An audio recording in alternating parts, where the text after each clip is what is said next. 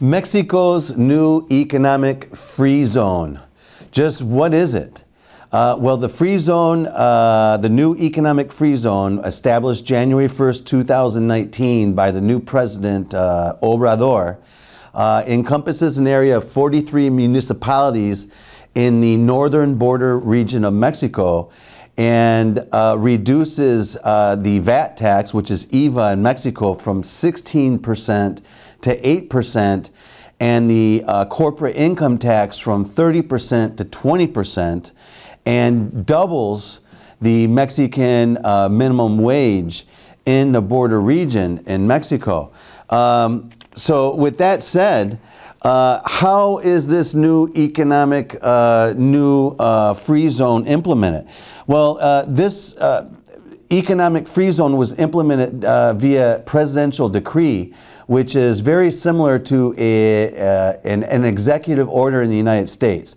In other words, it's an executive decree, an executive order that bypasses Congress, okay? Not necessarily bypasses, but it's first, and then it has to be ratified by Congress, and the decree will last for 2 years, and if it's ratified, can continue as law for the 6-year term of the president. So this particular economic free zone is done by decree, by presidential order, and will last for a period of 2 years.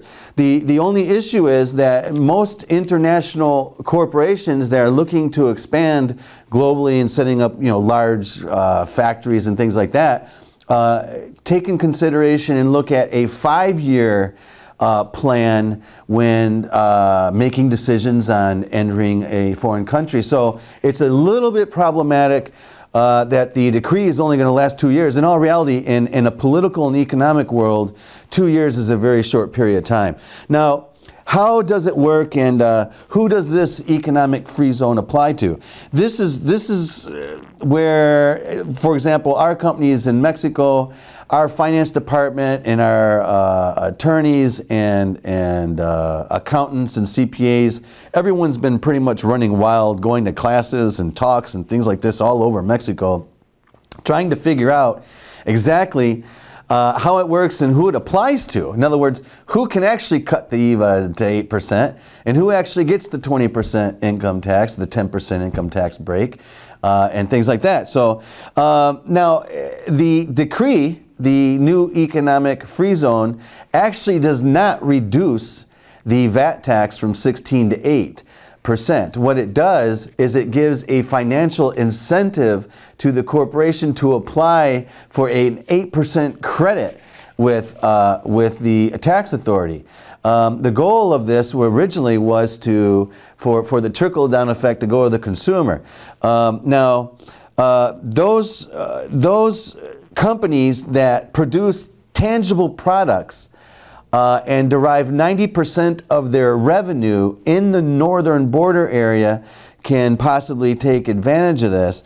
And the program only applies to persons or companies selling tangible products only. It does not apply to importations, real estate, intangible products, digital content, professional services, and internet sales. Persons and companies must have the 90% of sales or income in that region for the VAT tax. Now, for the ISR, for what they call the corporate income tax, from 30% to 20%, who does this apply to? Well, it applies to individuals and companies that involve in activity that generate income with the tax authority. You have to have at least 18 months in operations in the border region prior to the decree being implemented, which was January 1st, and your company has to have 90% of its revenue generated in the border zone, which again is the 43 municipalities. Applicants must apply for the program by no later than the end of March of 2019, which is the tax filing season, and the tax authority will respond within 30 days. Now, when you apply for this program to get a tax reduction of 10%, in other words, from 30 to 20%, you are basically subjecting yourself to an ongoing audit from the tax authority, which really, I mean, if you're doing everything right, is not all that bad, but it adds more administrative burden to the company. Now, excluded from this program for the 20% tax, income tax, are maquiladoras, financial institutions, production cooperatives, intangible products, internet commerce, outsourcings, those with problems with SAT. Obviously, why would the tax authority give you a tax break if you already have problems with them? I mean, I understand that one. And companies in bankruptcy. So as you can see, this economic free zone really applies to a very, very, very minimal, very tiny sector of the population of companies and individuals generating revenue in the border region. Now, doubling the minimum wage in the border region. The minimum wage went from 88.36 pesos daily to 176 pesos, 176.72 pesos daily.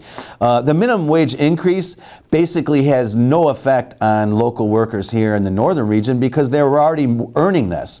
The average wage in the factories here in the northern region really range from 1,400 to 1,500 pesos a week. So if you multiply, or if you divide that by 7 days, you come up with about 200 pesos a day. And the minimum wage was increased to 176 pesos a day. So in all reality, from an actual physical benefit, there really is none. It is a political statement is what it is. Now, in closing, as in any political situation, regardless of Mexico, USA, Canada, or any other place for that matter, it is important to really look at the meat of things and the reality of the changes and not just the rhetoric. Things are always presented in a positive manner, but the actual mechanism and impact can be very different from what is presented for political purposes. If you want an English version of the decree regarding the new economic free zone in Mexico in the border region, I recommend that you visit www.mexicanlaws.com.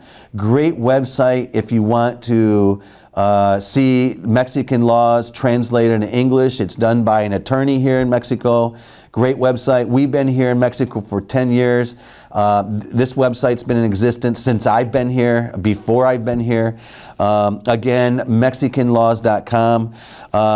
Now you have just a brief summary of the new economic free zone in Mexico. My name is Franklin Frith, General Manager and Principal of Human Resources Mexico, the most trusted PEO in Mexico.